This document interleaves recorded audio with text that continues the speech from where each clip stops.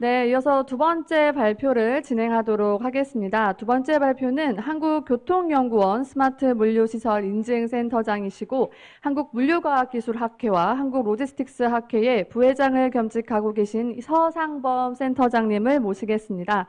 국내 물류기업의 공급망 대응 전략이라는 주제로 발표를 해주시겠습니다. 다 함께 큰 박수로 서상범 센터장님을 맞아주시기 바랍니다.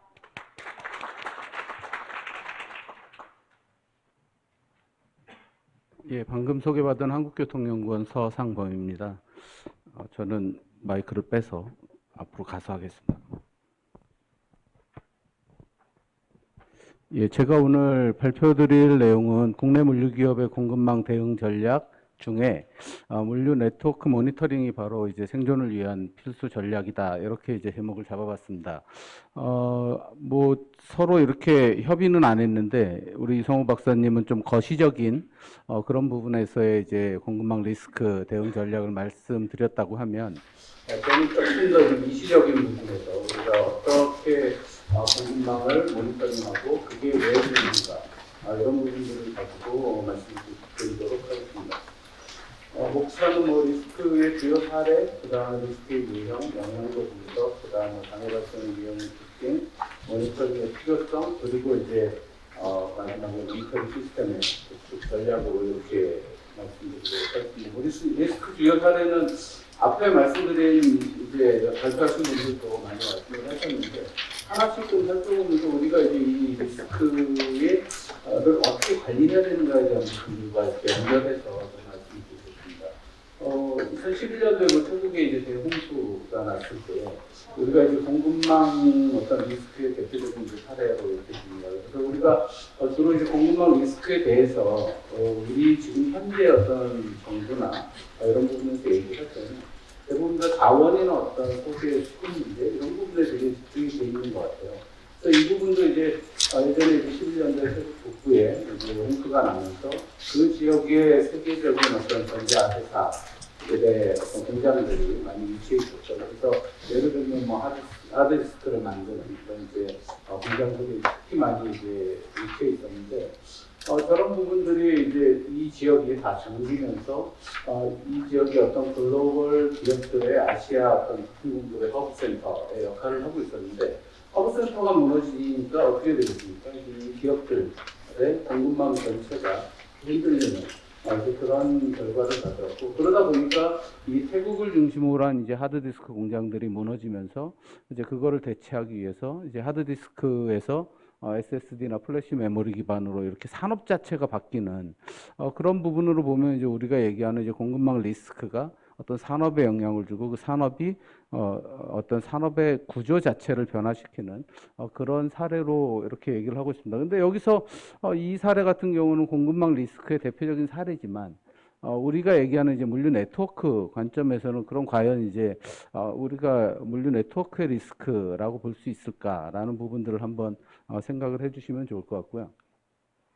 그 다음에 이제 뭐 아까 앞에도 많이 나왔지만 파나마 운하의 이제 가뭄, 파나마의 가뭄이 나면 이제 우리 물류를 하는 사람들은 어떤 고민이 생길까라는 부분인데 결국 뭐 가뭄으로 인해서 운하의 수위가 낮아지면서 사실은 이제 통과하는 선박의 수가 줄어들고 그거로 인한 이제 양측, 그러니까 이제 이 태평양과 저쪽에 대서양 쪽에서의 적체들이 발생을 하고 그런 부분들이 결국은 이제 선박의 수급이나 컨테이너의 수급에 영향을 주고 그런 것들이 해운 운임의 상승으로 이렇게 이어지지 않습니까? 그래서 이런 부분들도 우리가 뭐 가뭄이 도대체 물류에 무슨 영향을 줄까라고 생각을 하지만 굉장히 큰 공급망 리스크 중에 하나로 거론이 되고 있죠. 근데 이 부분은 우리가 이제 물류하고 연관시켜 보면 아주 직접적으로 물류 네트워크의 리스크를 주는 그런 사례라고 볼 수가 있습니다.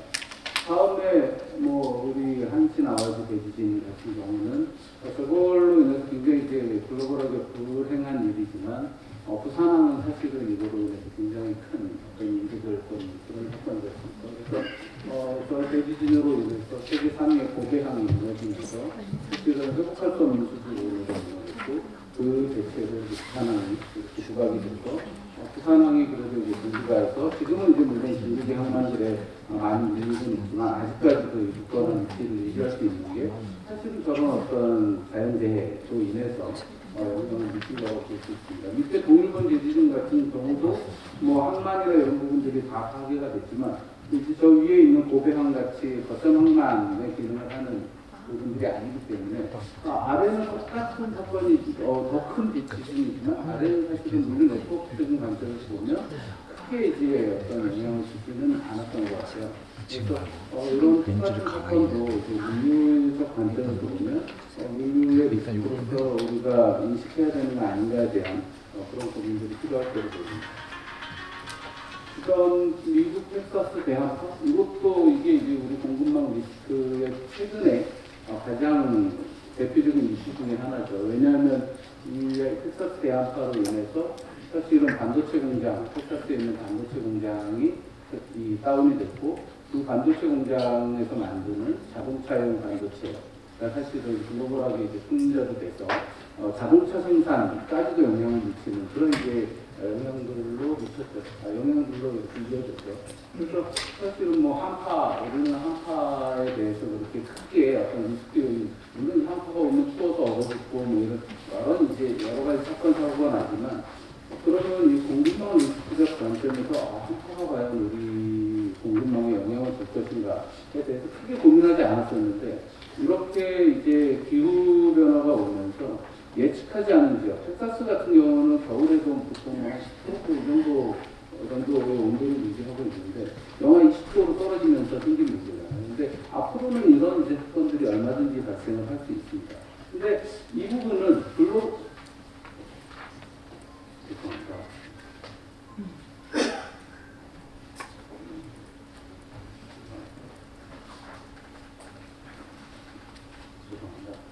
그래서 이렇게 지금 우리가 이제 이 한파라는 부분들이 과연 글로벌하게 우리가 물리 네트워크적으로는 그런 과연 영향을 미칠 수 있을까라는 부분들을 우리는 지금은 사실은 여기서 공급망 리스크의 사례로 얘기를 하지만 네트워크의 영향은 사실은 크게 미쳐지진 않았거든요. 근데 예를 들면 그 한파가 텍사스까지 왔다는 얘기는 그 밑으로도 사실은 올 수 있는 겁니다. 그러면 아까 얘기한 파나마 운하에도 예를 들어서 영하 10도 더 올 수도 있는 거고 그런 상황이 예를 들어서 발생한다 하면 운행 자체가 불가능한 상황도 나올 수가 있는 겁니다. 그래서 그런 부분에서 이제 우리가 제가 설명드린 이런 사건 사고들을 과연 물리 네트워크적인 관점에서 어떻게 우리의 리스크 요인으로 인식할 건가에 대한 고민들이 필요하지 않는가 해서 사례를 들어봤고요. 그 다음 아이슬란드 화산 폭발 같은 경우는 화산의 폭발 자체의 어떤 문제는 분리적으로 인한 이제 산체가 상공으로 깊이로 올라가면서 그로 인해서 유럽의 항공 네트워크가 전체가 문제가 된 사례가 있었습니다. 이게 뭐 저는 사실은 뭐 어떤 안 보여서 문제가 생겼나 했더니 그것보다는 산체가 이제 굉장히 미립자인데 그게 항공기의 이제 엔진으로 이렇게 빨려 들어가게 되면 엔진의 어떤 이 운항을 중지시킬 수도 있고 그런 이제 항공기가 떨어질 수도 있기 때문에 그래서 이제 사실은 이렇게 문제를 일으켰다라고 얘기하고 있는데 이거는 이제 명확하게 우리가 얘기하는 네트워크의 붕괴의 사례로 이렇게 볼 수가 있을 것 같습니다. 그래서 뭐 보면 우리나라도 굉장히 큰 영향들 왜냐면 우리가 이제 유럽으로 가는 그런 화물 노선들이 굉장히 많기 때문에 그런 면에서 이제 큰 피해로 이렇게 연결이 된 거로 보고가 되고 있고요. 그 다음에 뭐 에버그린도 자초하고 이 부분도 이제 잘 아시지만 이 수에즈 운하의 한 가운데서 배가 대처가 되면서 딱 대각선으로 길을 막아버렸잖아요. 근데 사실은 네트워크적으로 문제가 생긴 거는 6일밖에 안 돼요. 또 막힌 거는 6일밖에 안 되지만 이 사건으로 인한 영향은 6개월을 미칩니다. 근데 그게 이제 뭐냐면 어떤 한 군데에서 막혔을 때의 수급 불안이 이제 뒤로 이렇게 이제 확산돼서 미치는 영향들 그런 부분들이 이제 6개월까지 이렇게 이제 됩니다. 우리가 얘기하는 저 수에즈 운하를 통하지 않고 희망봉 항로를 이용해서 이렇게 가면서 이거는 물류 비용의 상승도 영향을 미치지만 문제는 뭐냐면 더 빠르게 갈 수 있는데 긴 시간을 거쳐서 운항한다는 얘기는 결국은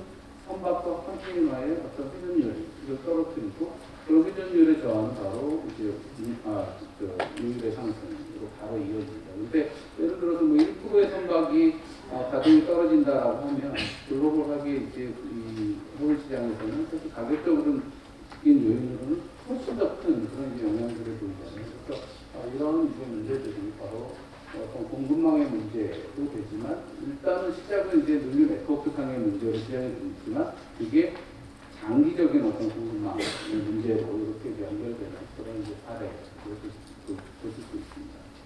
그다음 뭐 텐진항의 폭발 사고 같은 경우도 중국의 이제 북부 지역을 커버하는 텐진항의 어떤 폭발 사고가 어떤 뭐 철강석이나 이런 이제 원유, 석탄의 가격 상승으로 이어지거나 뭐 베이루트항 같은 경우는 뭐 물론 이제 글로벌한 거점 항구는 아니기 때문에 이 지역에만 영향을 미쳤지만 또 식량 안보 뭐 이런 부분에 이제 영향을 미친 사고로도 얘기를 하고 있습니다. 그다음 이제 뭐 아까 이제 이동호 박사님도 말씀하시고 김대희 교수님도 말씀하셨지만 코로나19 팬데믹 같은 경우도 사실은 이제 우리가 이 질병이 이제 우리가 얘기하는 물류 네트워크 위기 또는 뭐 공급망 위기 이렇게 이제 심각하게 영향을 미칠 거다라고는 크게 생각하지는 않았던 것 같아요. 그렇죠? 근데 우리가 처음으로 모든 전 세계에 있는 공급망이 동시에 이제 붕괴에 가까운 그런 영향을 받은 사건은 사실 이게 코로나 팬데믹이 가장 큰 사건이 아닌가 지금까지 있었던 사건이 그렇게 생각을 합니다. 그래서 여기 이제 PMI에서 이렇게 이제 어떤 코로나19의 확산과 관련해서 이렇게 이제 연결도로 이렇게 분석을 해본 내용들이 있는데, 뭐 코로나 병이 확산되면 GDP가 감소할 것 같고, 경제가 안 좋아지면 양적완화 하고, 뭐 그런 것들이 이제 이렇게 해서 영향을 미쳐서 컨테이너 물량 또는 컨테이너 운임에 어떻게 영향을 미칠지, 밑으로 갔을 때 어떤 방역과 관련된 부분에서의 통제들이 이렇게 연결이 돼서 선박에 영향을 미치고, 그래서 운임에 어떻게 영향을 미치는지에 대해서 이제 연결고리로 분석을 해본 사례들이 있습니다. 이렇게 이 어떤 사건이 일어나면 그 사건이 바로 직접적인 영향을 미치기도 하지만 우회해서 이렇게 돌아서 뭐 다시 물류 네트워크 또는 공급망에 이렇게 이제 영향을 주는 그런 부분들을 우리가 조금 더 디테일하게 체킹을 해야지만 어떤 사건이 일어났을 때 그 사건의 사후 효과를 예측할 수 있고, 그래야 우리가 이제 세계적으로 대응할 수 있는 그런 이제 대응안을 만들 수 있을 거다라고 생각을 해서 저도 이제 원래 예전에는 뭐 좀 관심이 있었지만 최근에는 이제 좀 안 보다가 재작년부터 이제 공급망에 대한 연구를 좀 해서 그 내용을 좀 보여드리고 있습니다. 코로나19 팬데믹이 아까 이제 우리 원기창만의 문제하고도 연결이 같이 되죠. 그래서 그런 부분들이 뭐 우리 또 그림을 보는 것처럼 항만 문제가 생기면 어떤 게이트웨이 하나에서 이제 문제로 연결이 되는 게 아니고 그 게이트웨이가 문제가 생기면 그 게이트웨이 후방으로 이렇게 뭔가 영향들이 확산이 돼서 글로벌하게 이제 영향을 미치는 겁니다. 저렇게 예를 들어서 항만에 저렇게 앞에 항만의 가동률이 떨어지면서 저렇게 대기들이 많이 늘어나면 결국 선박의 회전은 떨어질 수밖에 없어요. 컨테이너 회전도 떨어지고. 그러면 결국은 이제 또 운임의 상승으로 이렇게 연결이 되는 그런 상황들이고, 그러면 이제 그런 부분들이 영향을 미쳐서 뭐 메탈 지수 같은 경우 저런 지수에 영향을 준다든가 운임에 영향을 준다든가 이런 형태들로 전개가 되고 있습니다. 해외 기업들은 조금 근데 저하고는 약간 이제 저보다는 조금 더 광범위한 이제 리스크 요인들을 인식을 하고 있는 것 같아요. 머스크 같은 경우는 어떤 산업에 대한 부분들 또 이제 바라보면서 주경학적 분자 또는 표준화에 대한 부분들, 탈탄소, 뭐 인수합병의 실수, 이 기업이라서 그런지 조금 기업 경영과 관련된 부분에 대한 이제 리스크를 조금 더 보고 있는 것 같아요. 에버그린 같은 경우는 시장, 운영, 금융, 재무 굉장히 이제 어떤 거시적인 부분에 의견들을 다 포괄적으로 이제 리스크가 이제 하면서도 또 밑으로 가보면 뭐 도크에 대한 관리부터 굉장히 이제 디테일 프로스컬한 부분까지 이렇게 이제 이 리스크의 요인으로 관리하고 있고, BHL 같은 경우는 뭐 전략이라든가 법규, 그다음 뭐 자본, 운영, 정책 자원, IT 조금 더 이제 거시적인 부분들을 중심으로 이렇게 이제 바라보고 있습니다. 제가 이제 저는 그래서 공급망 리스크를 조금 한번 우리가 분류를 해볼 필요가 있겠다. 그래서 어떤 것들이 이제 우리가 전체적으로 다 고려해야 될 그런 부분을 한번 전체적으로 한번 살펴보고 그 뒤에 가면 이제 이 중에 그럼 물류 네트워크와 연결된 건 어떤 건가 또 한번 발라보고 이렇게 이제 한번 접근을 해봤고요. 그래서 첫 번째로는 이제 외부 충격에 대한 부분들은 자연재해부터 대형사고, 전염병, 금융위기. 그 옆에 이제 우리가 아까 제가 설명드린 사례들을 포함돼서 다양한 그런 이제 사건 사고들이 정리를 해봤고요.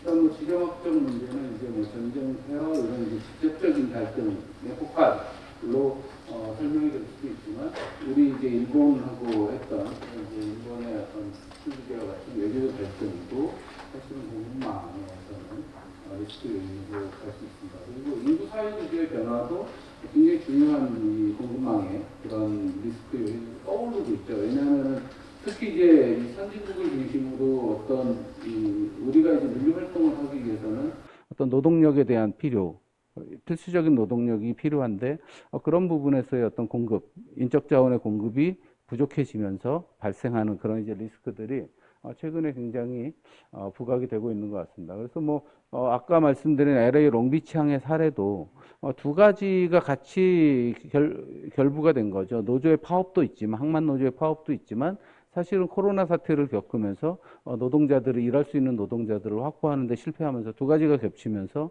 어떤 항만의 운영 효율성이 더 낮아지고 그 부분이 이제 이 적체로 이렇게 이어지는 그런 이제 사례들도 같고요. 근데 우리도 사실 노동력에 대해서는 그동안은 걱정을 안 했었는데 최근에 우리나라 같은 경우도 사실은 현장에서 일하는 노동력들을 구하는 부분에서 굉장히 이슈들이 많고 그런 부분에서 앞으로 우리나라가 어떤 우리나라의 리스크 중에 저 노동력의 부족이 저는 물류 부분에서 제일 심각한 그런 이제 요인으로 떠오를 거다 이런 이제 생각들이 들고요. 그다음 노사 문제에 대한 부분들은 뭐 우리가 수시로 이제 화물연대와 관련해서 운송 거부 사태들이 발생을 하는데 그런 부분들도 중요한 이제 리스크의 요인 중에 하나입니다.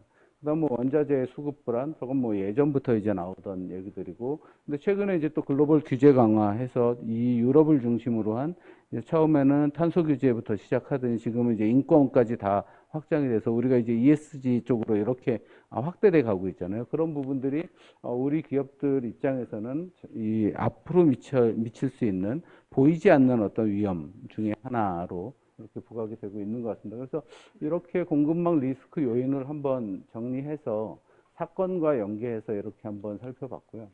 그 다음에 이제 공급망의 어떤 리스크들이 어떤 영향을 미치는가는 사실은 뭐 운임으로 볼 수도 있고 여기처럼 이제 이 공급망 압력 지수로 볼 수도 있는데 뭐 요게 조금 더 이렇게 포괄적으로 설명하는 것 같아서 이거 아까 이제 이성우 박사님도 이렇게 요 기간에 대해서 이렇게 이제 한번 보여드렸죠.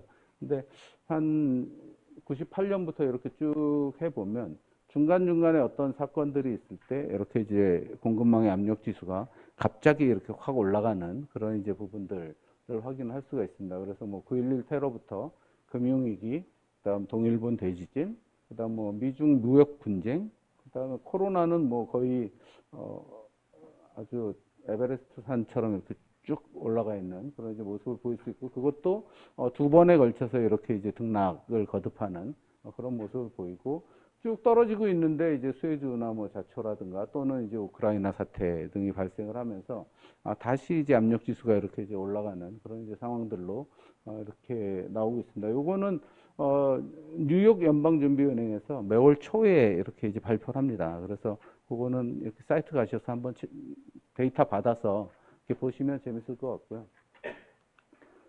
그래서 공급망 리스크가 아까 이제 우리가 여러 가지 사건들을 보면서 어떻게 확산되고 있는가를 이제 그림으로 한번 그려본 겁니다. 그래서 사건, 사고가 예를 들어서 어떤 지점에서 이렇게 이제 딱 발생을 하면 이제 1차적으로는 앞뒤의 연결고리로 이제 쫙 퍼지겠죠. 그렇죠.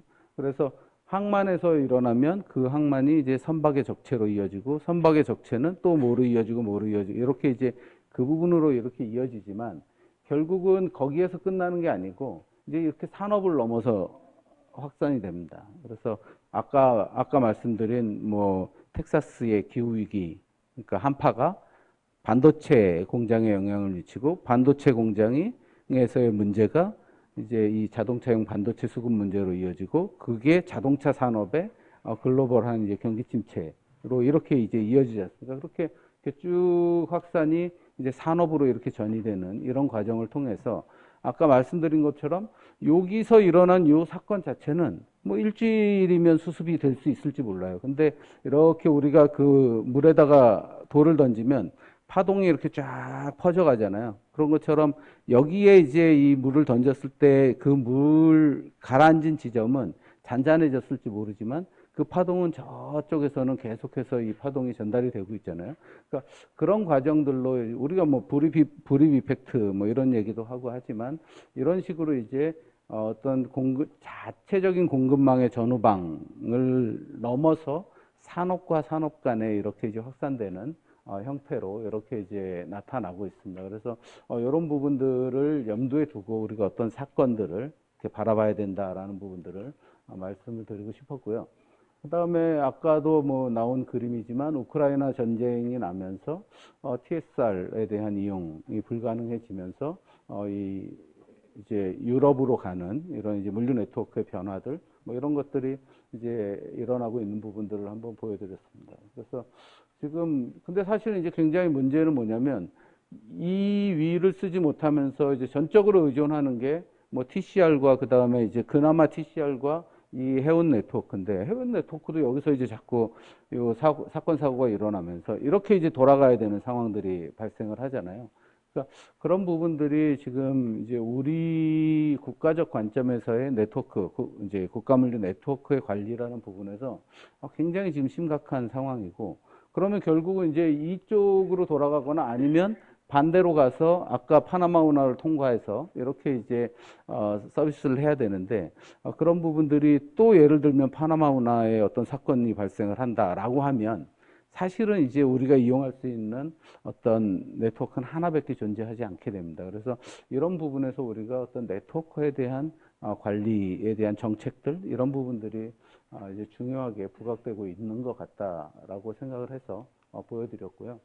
요거는 이제 항공과 관련된 부분으로 이제 제가 한번 그려본 겁니다. 그래서 예전에는 이제 저쪽 그 우리나라에서 이렇게 러시아를 거쳐서 유럽을 갔다고 하면 지금은 이제 러시아 항로를 이용할 수가 없으니까 이렇게 이제 중앙아시아, 중국을 거쳐서 중앙아시아를 거쳐서 이렇게 이제 서비스를 하고 있습니다. 그러다 보니까 사실은 더 가까워 보이지만 사실은 우리가 이제 지구가 이 적도로 갈수록 뚱뚱하잖아요. 그러다 보니까 사실은 시간이 거의 한 2.5시간 정도 이렇게 증가하는 것 같아요. 그래서 뭐 시간이 증가하는 부분도 있지만 시간이 증가하면 물론 이제 연료비나 뭐 이런 부분들도 더 많이 든다라는 부분도 있지만 우리가 이 통과하는 국가가 이렇게 많으면 많을수록 사실은 그 각 국가들이 갖고 있는 리스크 요인들이 있거든요. 그러다 보면 우리가 이용하는 항로에서의 어떤 리스크라는 부분도 사실은 더 증가할 수밖에 없습니다. 그래서 그런 부분들도 우리가 좀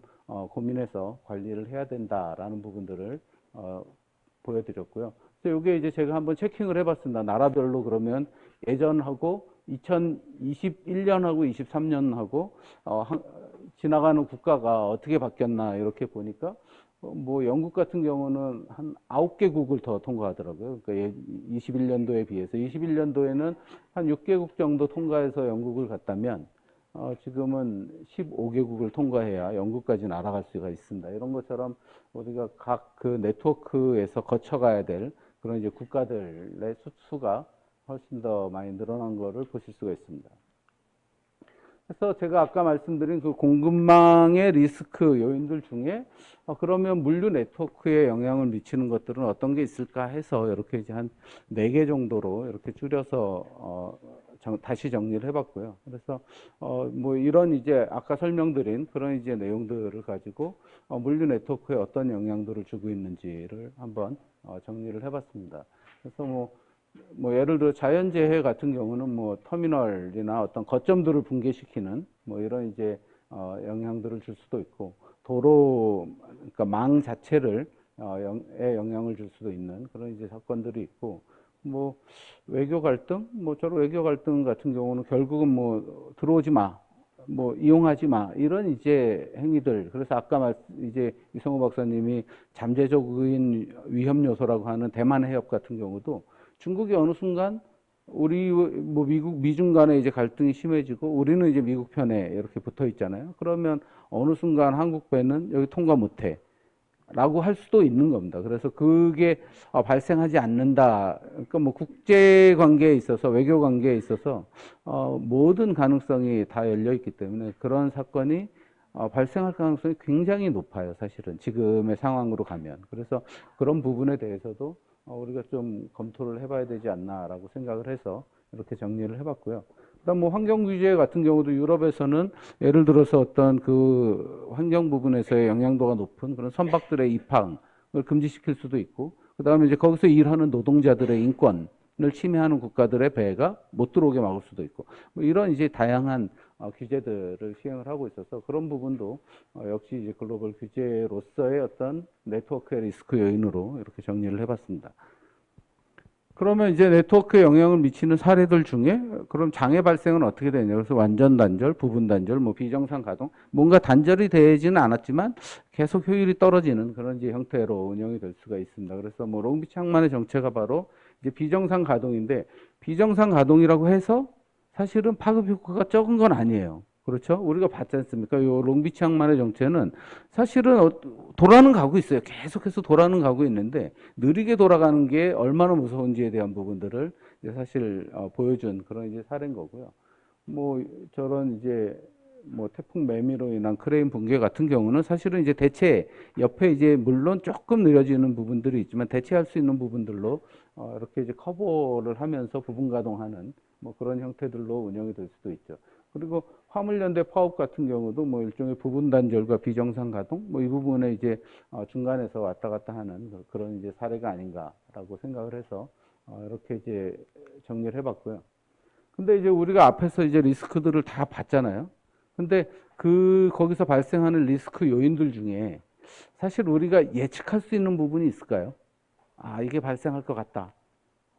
거의 사실은 우리가 미리 예측할 수 있는 부분들은 거의 없습니다. 그래서 제가 이제 모니터링이 중요하다라고 하는 게 뭐냐면, 사건 발생을 이 그림이 뭐냐면 제일 위에 1번이 이제 사전 예방입니다. 그래서 가동률이 이제 이 주황색 이 실선이 이제 가동률인데, 사전 예방을 하면 사실은 가동률의 침해를 안 받고 우리가 안정적으로 운영을 할 수가 있죠. 그런 경우에는 이제 우리가 어떤 리스크를 사전에 예방함으로써 어떤 손실을 보는 부분들을 아예 없앨 수 있습니다. 근데 우리가 앞서 봤던 공급망 리스크 요인이나 또는 물류 네트워크 리스크 요인 중에 사실은 미리 예측해서 예방할 수 있는 부분들이 거의 없어요. 그러다 보니까 사전 예방이 안 되면 그러면 이제 피해를 최소화할 수 있는 부분을 어떻게 피해를 최소화할 것인가라는 부분이 결국은 빨리 모니터링해서 빨리 감지해서 빨리 대책을 세울수록 피해가 주는 겁니다. 그래서 여기 첫 번째 있는 요 짧은 점선이 빨리 모니터링 해가지고 빨리 대응 방안을 마련하면 가동률의 손실을 아주 작게 보는 거죠.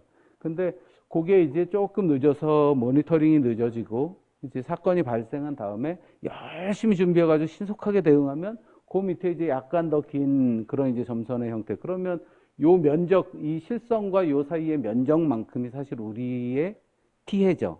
그렇죠? 우리의 피해 정도가 사실은 저 면적입니다.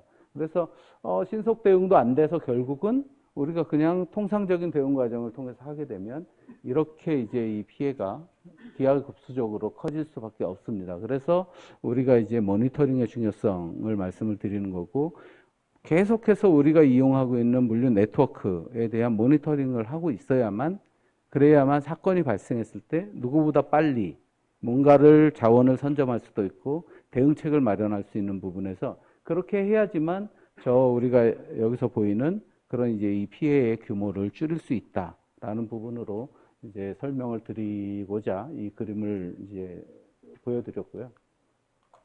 그다음에 그러면 뭐를 모니터링 해야 되는가라는 부분에서 보면 우리가 보통 이제 네트워크의 구성 요소라는 게 결국은 거점과 링크죠. 그렇죠? 그래서 노드와 링크인데, 노드는 뭐 물류센터, 게이트웨이가 뭐 항만, 공항 뭐 이런 것들이 이제 게이트웨이죠.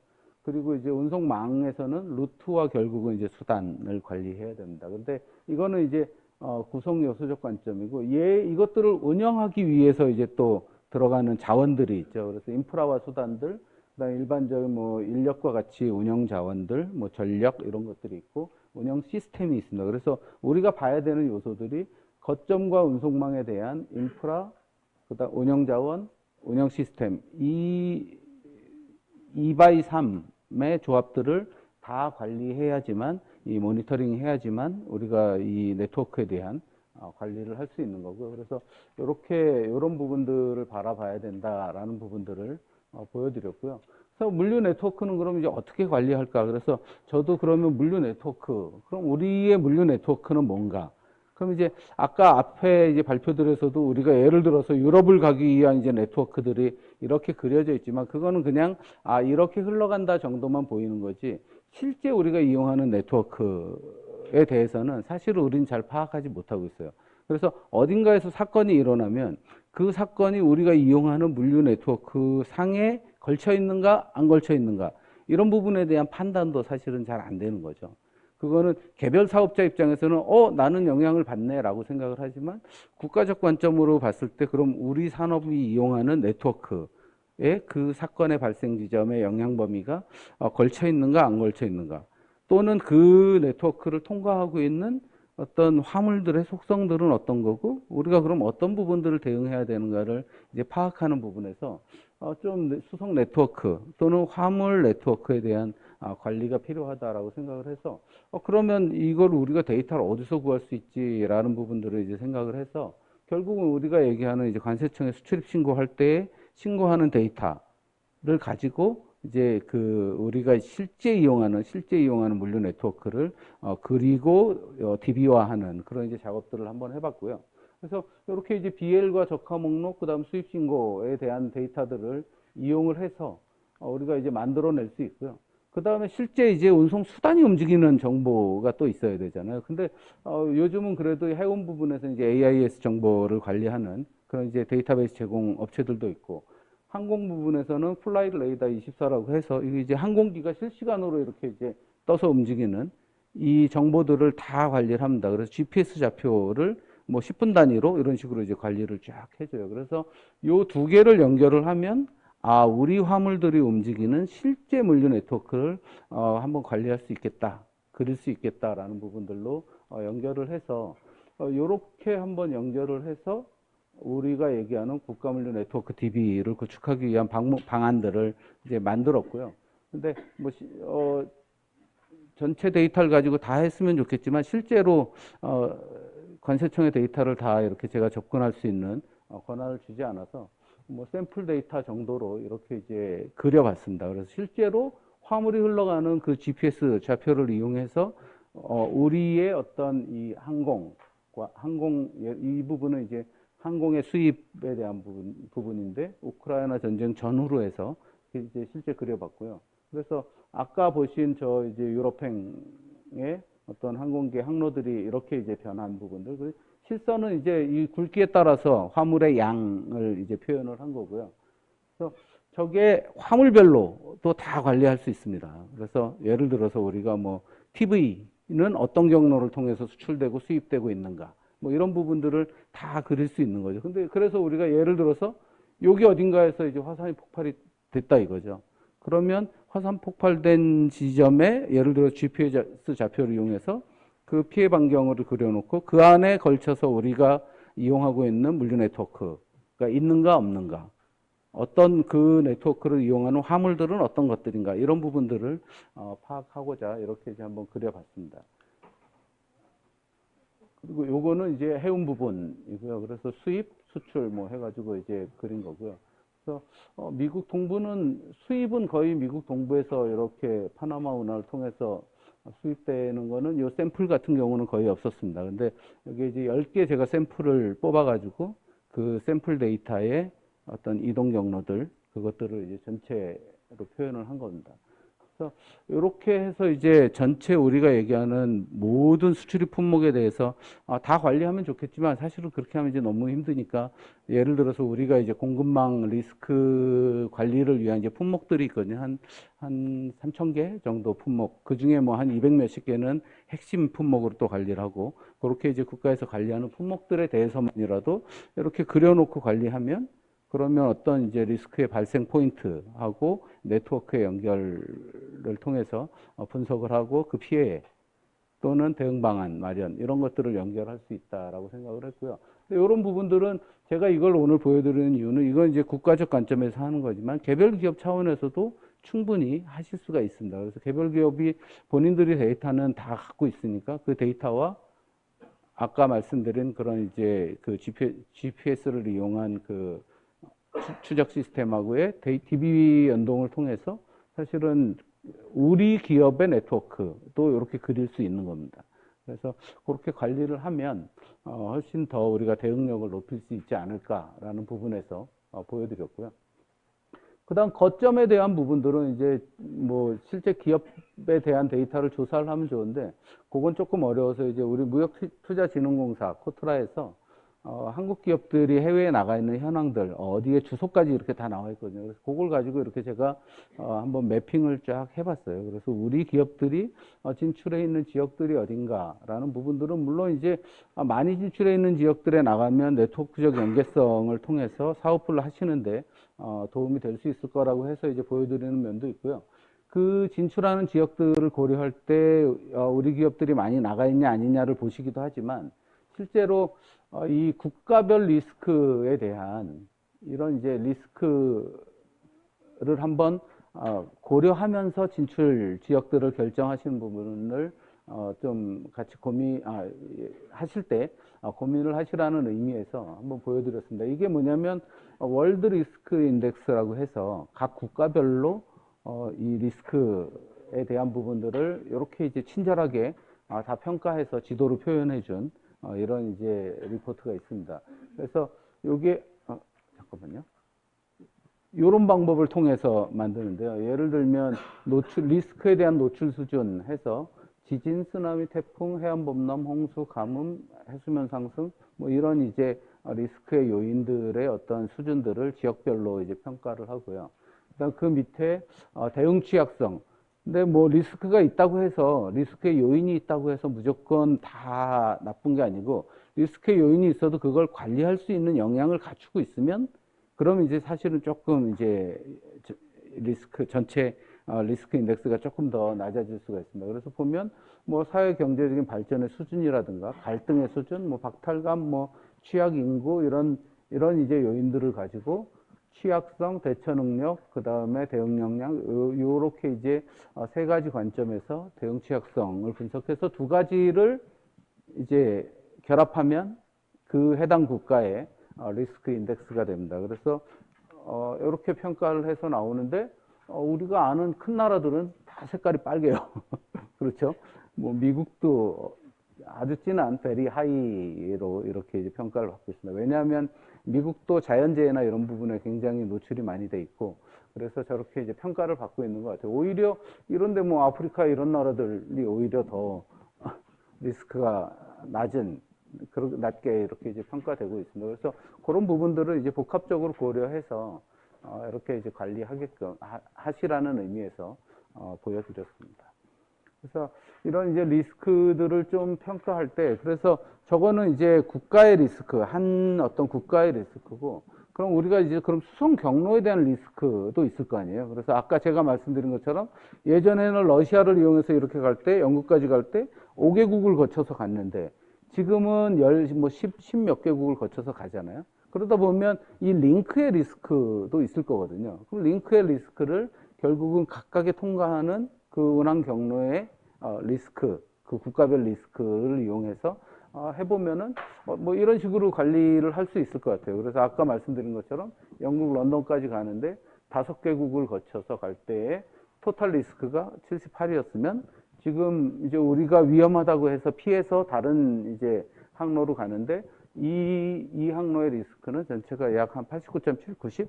그러니까 오히려 더 링크의 리스크는 오히려 올라가 있는 거죠. 대체 항로를 이용하면서.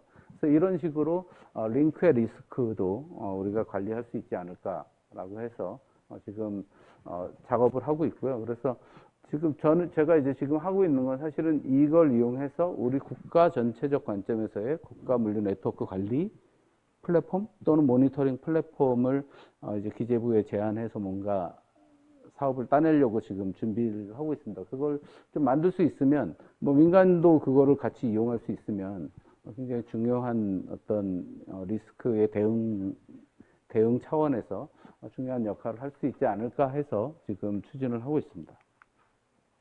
그 다음에 이제 사건 사고도 아까 뭐 우리가 많이 사건 사고를 말씀을 드렸잖아요. 근데 와 심각하다 이렇게 보는 게 아니고 하나하나의 사건 사고도 얘가 도대체 어떤 영향을 미치고 있고 우리한테 어떤 파급 효과를 주고 어떤 위험도를 갖고 있고 이런 부분들을 사실은 관리를 해야 됩니다. 그래야 유사한 사건이 일어났을 때 전에 이런 사건이 일어났을 때 보니까 이렇게 영향을 미치고 있더라. 그게 바로 우리가 대응 전략을 마련하는데 이제 키가 되기 때문에 그래서 사건 사고도 모니터링을 하고 그것들을 데이터베이스화해서 관리해야 된다라는 부분입니다. 그래서 예를 들어 사건이 있으면 그 사건의 발생 위치, 속성, 그다음 뭐 모드 어떤 모드와 연관이 되어 있는지, 원인이 뭐고, 강도는 어땠고, 발생 범위는 어떻고, 뭐 이런 식으로 데이터베이스화해서 관리하면 어떤 사건들이 있을 때 그 사건 유사 사건을 찾아서 그 유사 사건의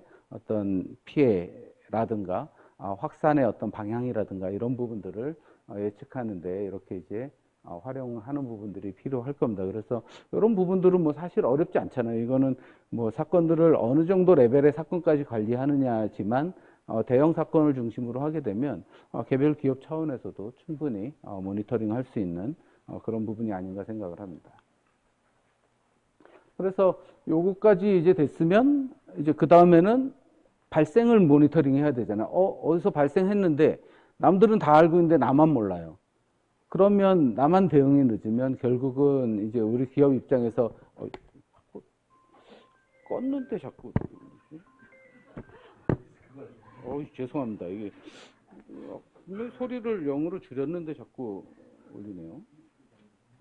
죄송합니다. 아예 꺼버릴까? 아예 전원을 꺼버리겠습니다.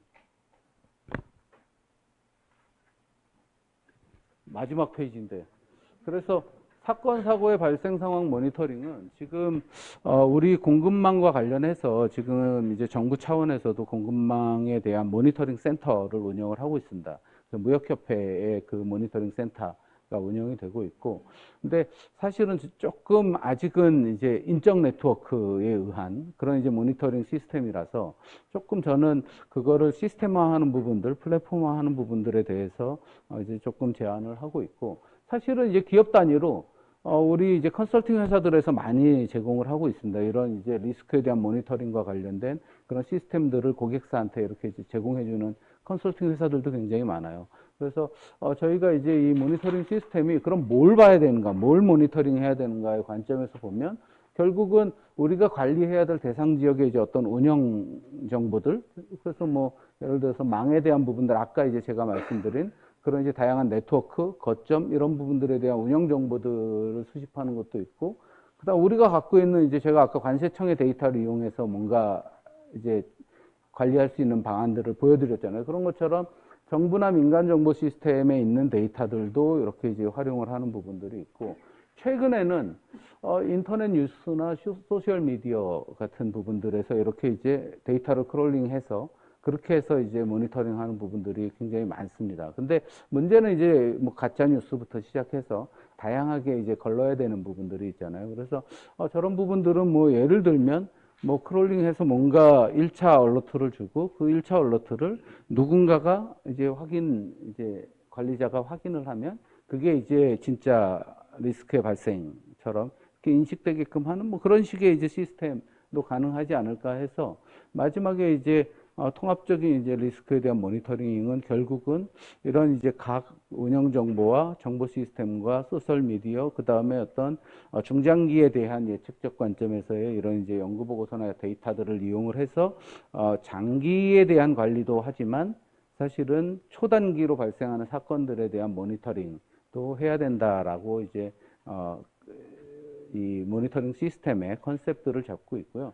그래서 예를 들면 우리가 아까 말씀드린 뭐 인구에 따른 노동력의 부족, 그런 부분들은 단기적으로 발생하는 게 아니잖아요. 그거는 사실은 우리 인구 추계나 이런 부분들을 이용을 해서 지금 인구 추계가 이렇게 변하고 있으면 제일 먼저 노동력이 손실이 발생을 하는 데가 어딘가. 그건 결국은 사람들이 선호하지 않는 직종일수록 먼저 이제 그 리스크가 오는 겁니다. 그렇죠? 그럼 우리 물류는 사실은 그런 업종 중에 하나잖아요. 그러면 이제 인구가 자꾸 줄면 제일 먼저 노동력의 위기에 봉착하는 게 바로 물류가 아닌가라고 생각을 하고 있고요. 그래서 이런 어떤 장기적인 부분에서의 어떤 데이터의 추이들도 같이 항상 봐줘야 되고, 말씀드린 것처럼 실시간으로 발생하는 사건들에 대한 모니터링도 좀 더 시스템화해서 빨리 캐치해서 뭔가 할 수 있는 그런 이제 시스템의 필요성들을 말씀을 드리고 싶었고요. 이거는 저는 이제 사실은 정부 정책을 연구하니까 정부적 국가적 관점으로 굉장히 이제 크게 이제 바라보고 있지만, 이 아이디어들 중에 일부들을 활용을 해서 기업 단위의 시스템들을 만들 수 있어요. 근데 우리 국내 물류 회사들 중에도 일부 이제 저런 시스템을 제가 알기로는 한 200억인가 100억, 한 200억 정도 들였다고 그때 들었던 것 같아요. 그래서 저렇게 해서 만들어 놓은 데들이 있어요. 그래서 그 모니터링 룸에 가면 본인들이 운영하고 있는 전체 물류망이 나와 있고, 거기에서 떠서 움직이는 배, 항공기의 위치들이 다 표현이 되어 있고, 각 위치에 있는 선박이나 뭐 별로 해서 이제 정상적으로 지금 딜레이가 발생하고 있냐 아닌가에 대해서 뭐 빨간색, 파란색 뭐 이런 식으로 표현해서 관리하고 있고, 클릭해서 보면 왜 어떤 문제 때문에 지금 뭐가 문제가 있고, 그럼 여기 예를 들어서 뭐 터키로 가는 그런 이제 선박이 2일 늦었다. 그럼 고객사한테 이제 2일 늦게 납품을 하게 될 거 아니에요. 그러면 내렸을 때 뭔가 긴급 수송 차량을 대기해 놓고 있다가 조금 더 그 2일이라는 기간을 줄여서 대응할 수 있는 대응 체계를 만든다든가, 이런 식으로 이제 기업 단위의 시스템으로도 활용을 할 수가 있습니다. 그래서 조금 우리가 이제 아까 말씀드린 공급망 위기라는 부분에서 우리는 이제 물류를 하는 사람들이니까 조금 이렇게 물류적 관점으로 이렇게 살짝 한 5도 정도 옆으로 이제 우리 입장에서 물류적 관점에서 분석을 해서 그것들을 시스템화하고 관리할 수 있는 그런 이제 모니터링 시스템의 형태로 구현하는 부분들에 대한 제안들을 한번 보여드렸습니다. 이상으로 발표 마치겠습니다. 네, 발표 감사합니다. 간단한 질의응답 시간을 갖도록 하겠습니다. 혹시 질의 있으실까요? 네. 센터장님 좋은 얘기 잘 들었습니다. 근데 한 가지, 저희가 이제 해외 물류망 쪽으로만 많이 하고 있는데, 국내 공급망 리스크가 이 반복되는 화물노조 파업, 이런 쪽으로 해서의 대체 방안이 지금 연구를 좀 하고 계신지 모르겠는데요. 저는 외국을 보게 되면 우리가 철도망이 그런 대로 우리나라에 잘 돼 있지 않습니까? 그 철도 쪽으로 해가지고 컨테이너 운송을 뭐 외국처럼 25개 양을 두 주층을 세워서 좀 고가 낮다고 그러는데 그 밑에를 특수 제작을 해서 좀 운송을 하고, 이런 연구와 이 우리가 운하와 이 철도와 연결되는 망을 좀 해주면, 우리가 이제 내륙의 운송이 우리 물류인들의 어려움이 반복되는 그 화물연대 파업으로 인해 가지고 매년 반복이 되는데 대책 방안이 별로 없어요. 그래서 여기 뭐 와 계신 우리 해운 쪽에 또 과장님 다 전문가들이 계시기 때문에 제 질의를 한번 대표로 좀 말씀을 올리고요. 그리고 또 그게 안 된다면 우리가 어느 이 순간에는 우리 도로의 고속도로를 화물 전용 도로의 추진, 그러니까 버스 전용 차선이 아니라 화물 전용 운송 도로로 하는 이 어느 아주 막히는 구간의 이 화물 쪽에 그런 보완된 연구가 좀 현실성으로 좀 이제 필요하지 않을까 하는 질의를 한번 드립니다. 아마 박사님이 아마 그런 이런 쪽도 연구를 하셨기 때문에 제가 한번 듣고 싶어서 말씀을 좀 올려드립니다. 지금 뭐 철도 용량 증대에 대한 부분들은 지금 많이 연구를 하고 있고요. 근데 사실은 이제 돈이 많이 들어가는 부분이라서 사업화 하는데 조금 어려움을 겪고 있는 것 같아요. 기술적으로 사실은 불가능한 건 아니거든요. 그래서 아까 말씀하신 것처럼 이제 우리 철도 차량 저상화해서 이렇게 더블 스택으로 가는 부분에 대해서는 지금 철도기술연구원에서 그 부분을 연구를 많이 하고 있습니다. 그래서 그런 내용도 연구를 하고 있고, 지금 이제 우리가 사실은 지금의 어떤 우리 국가의 산업 거점과 물류 거점의 구조들을 보면 사실은 분리돼 있잖아요.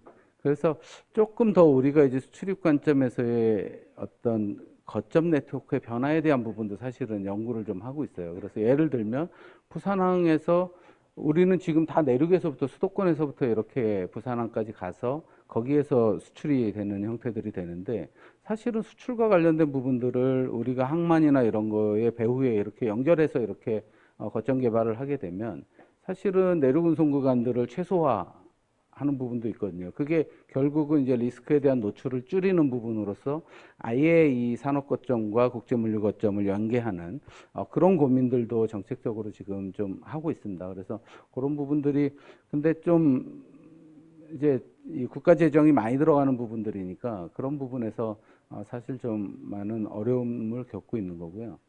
두 번째 뭐 말씀하시죠? 요즘 하나를 얘기하다 보면 두 번째가 생각이 안 나더라고요. 그 부분은 고속도로 전용차로는 사실은 쉽지는 않은 것 같아요. 그래서 저희 연구원에서도 이제 이 화물을 전속으로 이렇게 이제 운영을 할 수 있는 그런 이제 자동 운송 시스템 뭐 이런 것들에 대한 부분들은 기술적으로 연구가 돼서 지금 테스트 베드도 만들어서 운영을 하고 있거든요. 그래서 그런 것들도 고민을 하고 있고, 뭐 예를 들어서 말씀하신 이제 화물차 전용 도로 같은 경우는, 항만 같은 경우는 이제 두 개의 항만 간에 이렇게 연결해서 이제 컨테이너를 이송해야 되는 경우들이 많이 발생하잖아요. 그러니까 그런 경우에는 사실은 전용차로, 짧은 구간에 대한 전용차로 이런 부분들은 충분히 확보할 수 있고, 아마 어디 운영하고 있는데 있는 거로 알고 있는데요. 그래서 그런 식으로 좀 운영이 가능하지 않을까. 근데 일반 고속도로를 사실은 거기에다가 화물 전용 도로를 만들기는, 그거를 할 수 있는 사람이 정치인이 없을 거예요. 표가 너무 많이 깎이기 때문에. 그래서 그 부분은 좀 어려워도 대체 수단으로서 우리가 철도도 아니고 도로도 아니지만 뭔가 조금 더 새로운 기술을 이용을 해서 화물 전용의 어떤 운송 네트워크를 구축하려는 기술들은 지금 이제 테스트 베드 단계까지 이미 와 있습니다. 혹시 또 질문 있으시죠? 네, 추가 질문. 예, 예, 반갑습니다. 저 고려대학교 그 로스쿨에서 강의하고 있는 김인현입니다. 오늘 원재철 회장님 오늘 정말 좋은 강의 또 세미나 이렇게 마련해 주셔서 감사합니다.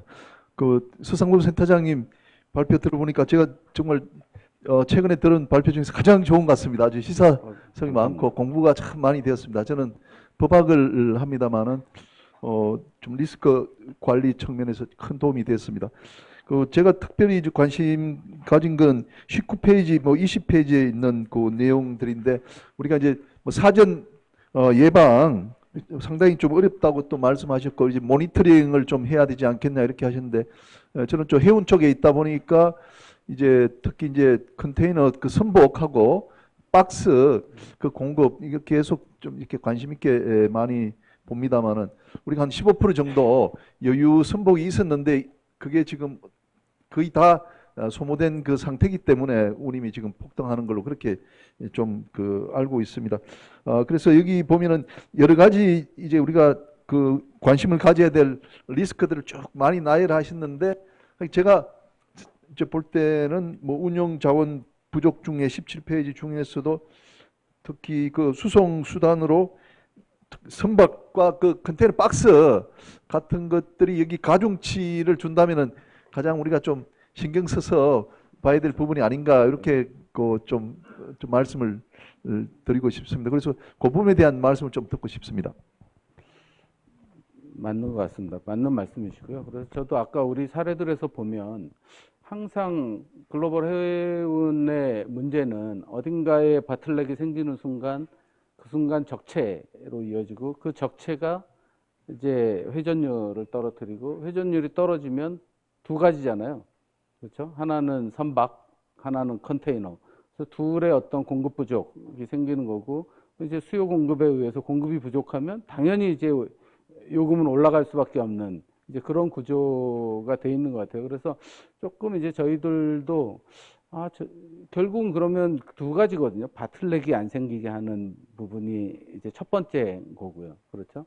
근데 바틀렉이 안 생기게 과연 가능한가라는 부분이 이제 있고 그래서 그게 안 되면 결국은 이제 이 수급을 우리가 개입할 수 있는가의 문제잖아요. 근데 사실은 글로벌 해운 시장에서 대한민국이 수급에 어떤 영향을 줄 수 있는 그런 수준의 그런 이제 자원의 확보 이런 부분들은 저는 굉장히 약한 부분이라서 우리가 그 부분을 컨트롤하기도 또 쉽지 않은 것 같아요. 그래서 그런 부분에서 이제 그래서 이제 제가 아까 드리는 말씀이 결국은 어떤 사건 사고들에 대한 부분들을 발생했을 때 빠르게 어떻게 캐치해서 대응할 거냐, 그 시간을 얼마나 단축시킬 거냐가 기업 입장에서는 이제 이 피해의 규모를 얼마나 줄일 수 있느냐하고 바로 직결되지 않나 해서 저는 이제 모니터링 부분들을 이제 조금 더 강조 드리고자 이렇게 자료를 발표하게 된 겁니다.